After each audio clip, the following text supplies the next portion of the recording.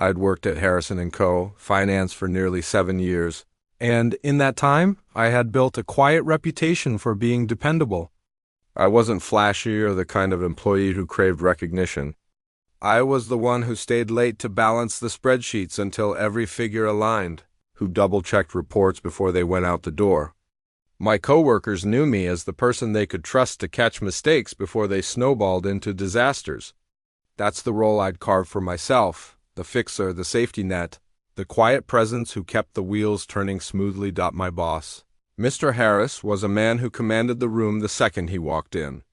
He had a certain presence about him, sharp suits, a booming voice, and an air of authority that reminded you that he wasn't just your manager, he was the owner's son. His word wasn't up for debate, and though he rarely raised his voice in anger, his disappointment was the kind of thing that left you awake at night, replaying every conversation in your head. For years I had kept my head down, content to do my job without stepping on anyone's toes. That was until his daughter, Claire, joined the firm. Claire was, in many ways, the opposite of what the company stood for. Harrison & Co. prided itself on precision and accountability, yet Claire floated through the office with an air of entitlement that made accountability a foreign word. She was young, inexperienced, and, if we're being honest, reckless with the work entrusted to her. She'd leave reports half-finished, rush through reconciliations, and scoff when anyone tried to point out errors, but Claire had something no one else in that building had, her father's unwavering protection.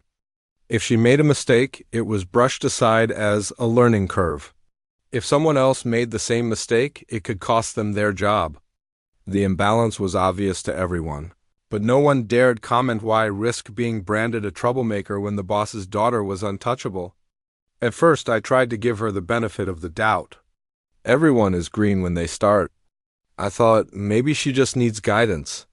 I offered to help her check her figures or walk her through the systems we used, but she wasn't interested. To her, I was just another cog in the machine, someone she could dismiss with a flick of her perfectly manicured hand. Still, I noticed things. Sloppy entries. Numbers that didn't add up. Client accounts that should have balanced but mysteriously didn't. I quietly corrected what I could, knowing that a serious mistake could cost the company not just money but its hard-earned credibility. I kept the corrections to myself, telling myself I was doing it for the greater good, and yet a voice in the back of my mind whispered that this wasn't sustainable. One day, her mistakes would be too big for me to sweep under the rug. One day, Mr. Harris's protective shield wouldn't be enough to deflect the consequences. That day was closer than I realized. Looking back, I can see how the pieces were already in place. Claire's arrogance, Mr. Harris's blind favoritism, my silence, born out of loyalty to a company I thought valued integrity. All it would take was one slip, one error too big to ignore to set everything in motion. But at the time, I just kept working late nights, rechecking ledgers, and telling myself that my role was to keep things steady. What I didn't know was that by keeping quiet, I was setting myself up to take the fall when everything finally came crashing down. It started with something that, on the surface, looked ordinary, a missing figure in a monthly reconciliation. I was going through the books late one evening, reviewing the client accounts we'd be submitting to the board, when I noticed the numbers in one of the ledgers didn't align with the system reports.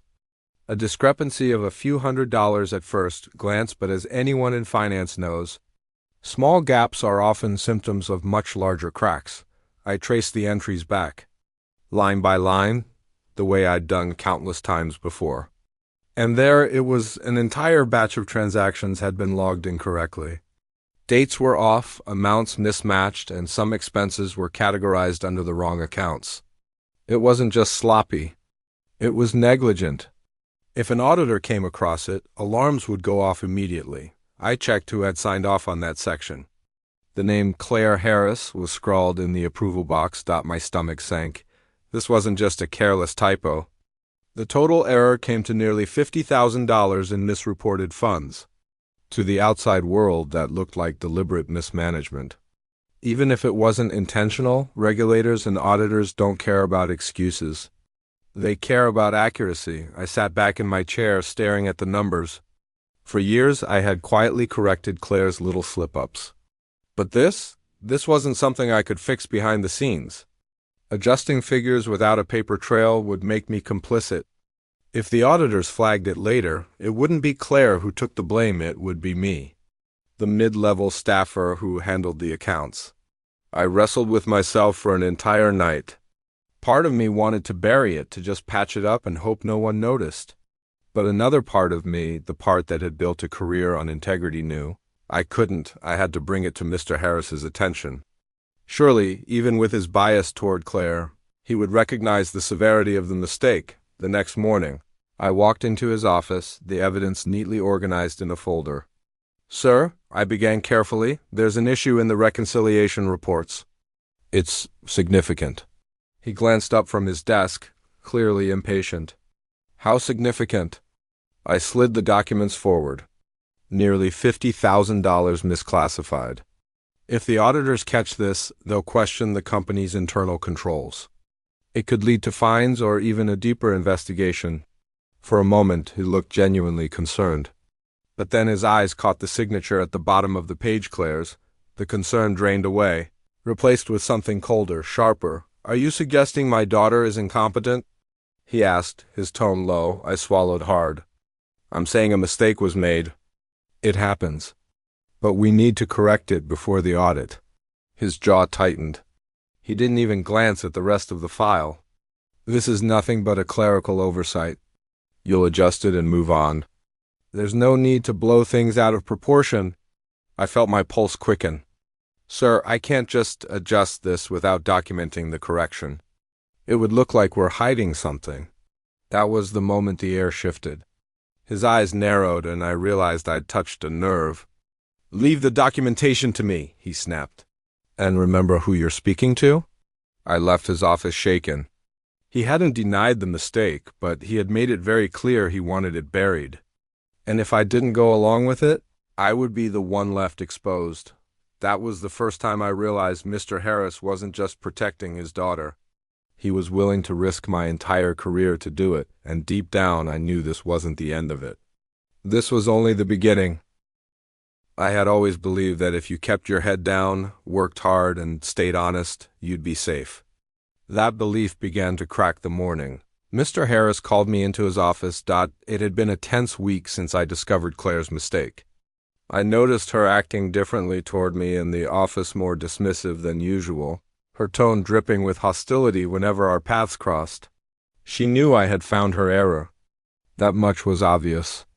But what unsettled me most was the way she smiled, as if she was waiting for something to happen.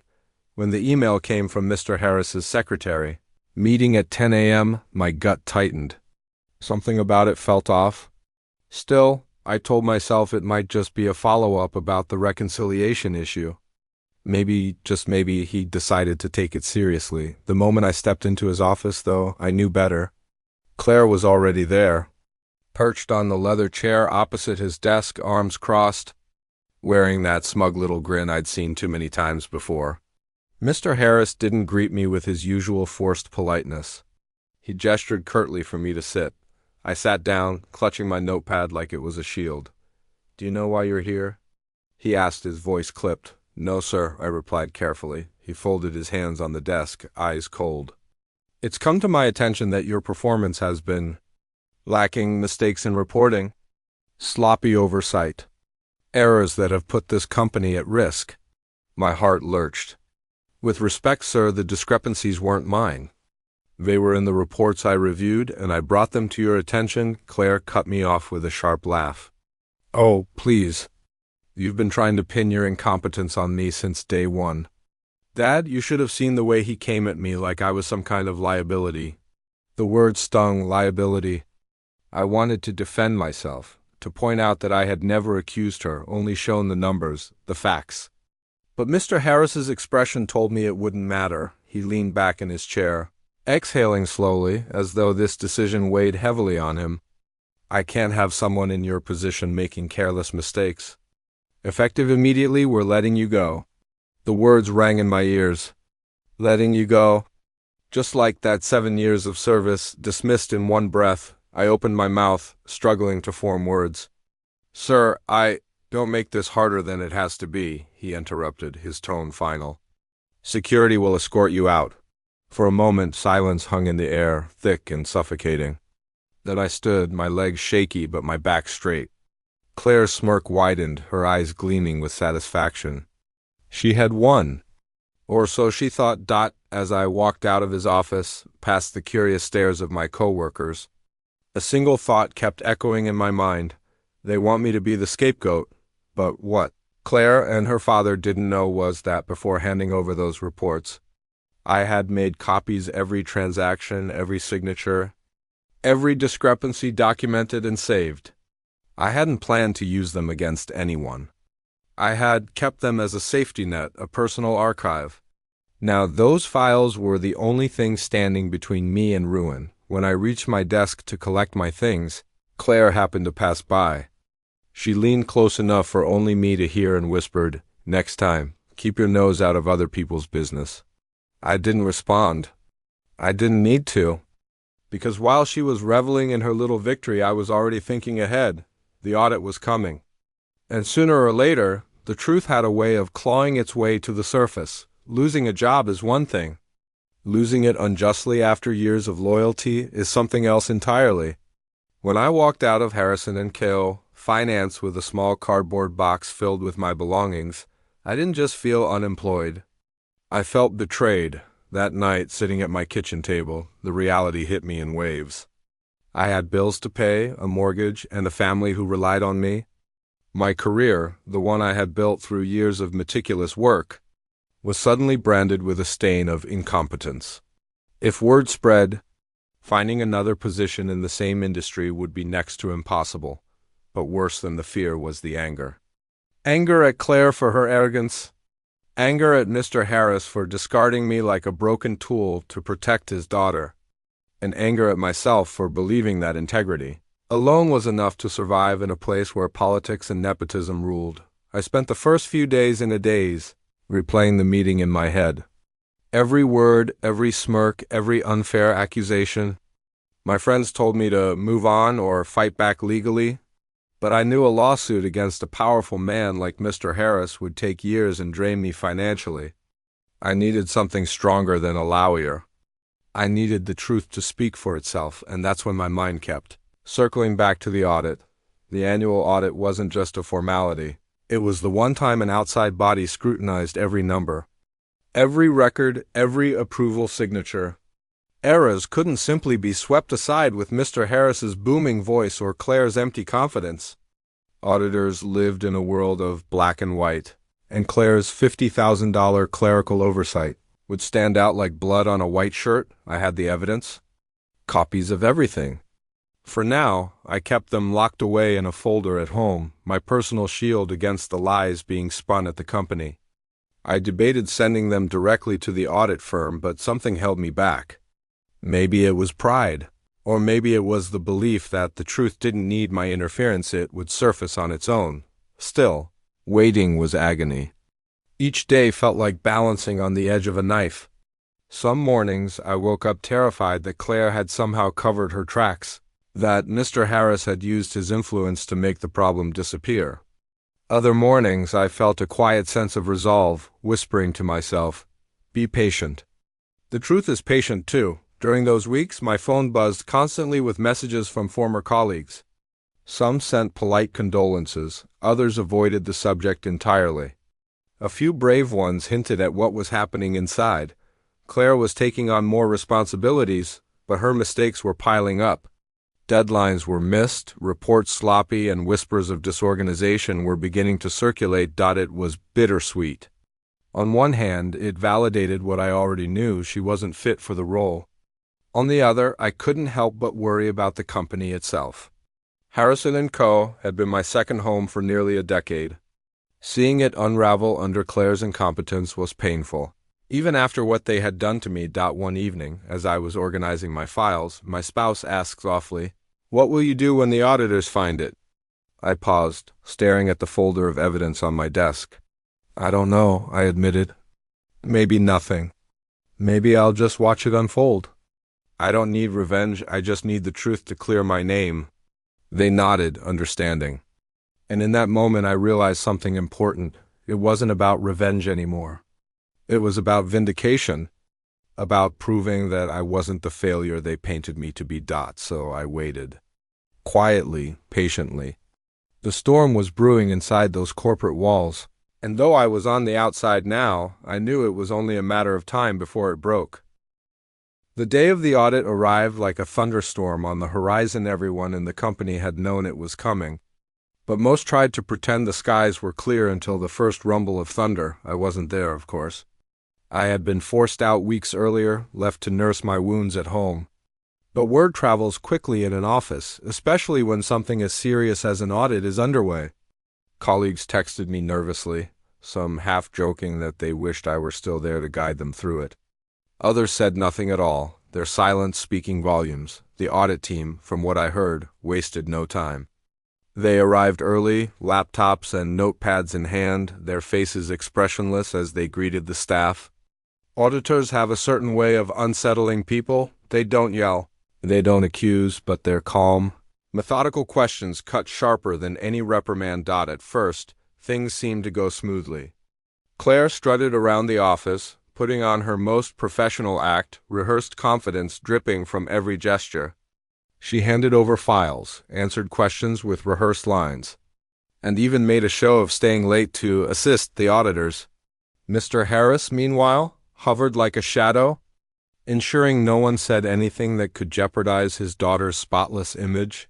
But the thing about lies is that they rarely hold under scrutiny. By the second day, small inconsistencies began to emerge. The auditors flagged a handful of minor errors, misfiled invoices, mismatched entries that pointed toward a deeper problem. Claire tried to brush them off with excuses. "Oh, that's just a typo," or "That's how we've always categorized those." But auditors aren't swayed by charm or excuses. They simply took notes, marking each inconsistency like puzzle pieces waiting to be assembled, and then, inevitably, they stumbled across the reconciliation report. The one I had reviewed weeks earlier. From what I was told, the room grew quiet when they reached the section showing the $50,000 misclassification. They asked who was responsible for approving it. Claire's signature was right there in bold ink. Impossible to deny, she panicked. Witnesses later told me she stammered, fumbling for explanations. "That wasn't my section. I mean, yes, I signed it. But someone else must have entered the numbers wrong." She glanced toward her father, silently begging for rescue. Mr. Harris stepped in, his voice booming with false confidence.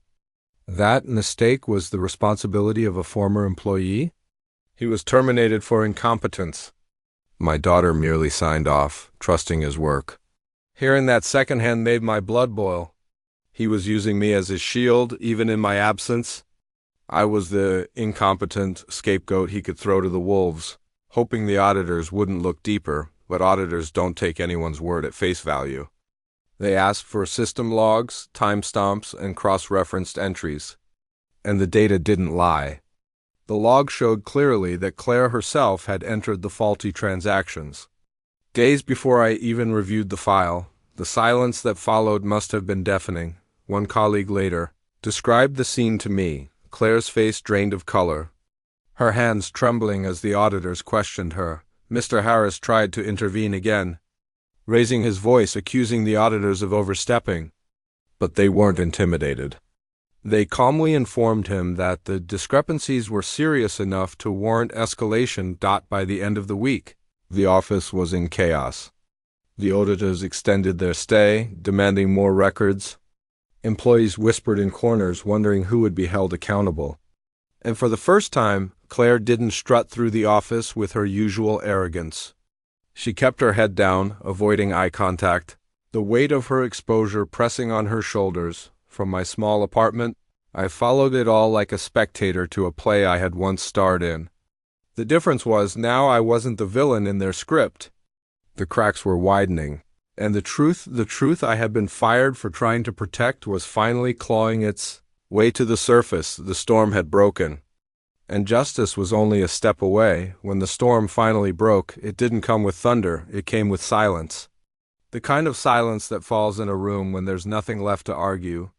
When the truth is laid bare and undeniable, the auditors had everything they needed: system logs, timestamps, copies of the reports, Claire's digital footprint on every flawed entry. The narrative that Mr. Harris had spun, that I was the incompetent one, the scapegoat, collapsed under the weight of hard evidence. There was no way to pin the blame on me anymore. The news reached me in fragments. A colleague called one evening, his voice hushed like he was sharing classified intel. "They caught her," he whispered. "The auditors traced everything back to Claire. She tried to deny it, but it's over. They're recommending disciplinary action and penalties. The board's furious." I sat there in stunned silence, my phone pressed to my ear. For weeks, I had imagined this moment, wondered how it might feel to know the truth had finally surfaced. I thought I'd feel triumphant, maybe even vindictive. But instead, what I felt was relief. A heavy weight I'd been carrying for months suddenly lifted off my chest. Claire didn't last long after that. Word spread that she had been asked to resign, though everyone knew she hadn't had a choice. She left the office in the same high heels she used to click arrogantly across the floor, but this time her head was bowed, her confidence shattered. Mr. Harris didn't escape unscathed either. His attempts to shield his daughter had been noted by the auditors, and while he wasn't removed outright, the board stripped him of certain powers. His credibility had been shredded, his once commanding presence reduced to a man trying to save face in a company that no longer trusted him. And then came the unexpected phone call. It was from the board. They had reviewed the auditor's findings, and, in light of my wrongful termination, they wanted to make amends. I listened quietly as the chairwoman explained, "We understand the circumstances under which you were dismissed. The board values integrity, and it's clear you acted in the company's best interest. We'd like to offer you reinstatement with back pay and a promotion." For a moment, I couldn't speak. Part of me wanted to laugh at the irony. They had thrown me out like garbage, only to come crawling back when the truth embarrassed them. Another part of me, though, felt a deep sense of justice. Not because of the money or the title, but because the truth had finally been acknowledged. My name was cleared. When I returned to the office weeks later, it felt different. People looked at me with something new in their eyes, not pity, not suspicion, but respect. They whispered words like resilient and brave when they thought I couldn't hear. Claire's empty chair at her father's side was a constant reminder of how quickly arrogance can collapse under scrutiny. I settled back into my role, though now with a heavier sense of purpose. The promotion gave me oversight of more staff, more files, more responsibility. But it wasn't the title that mattered, it was the knowledge that I had survived. One evening, as I packed up my desk, I looked at the framed photo of my family and thought about the journey I'd been forced through. They had tried to bury me under lies, but all they had done was plant a seed. And the truth-like roots had grown strong, breaking through the soil they thought would silence me. In the end, justice wasn't loud or vengeful. It was quiet, patient. I didn't have to destroy them. The truth did that all by itself.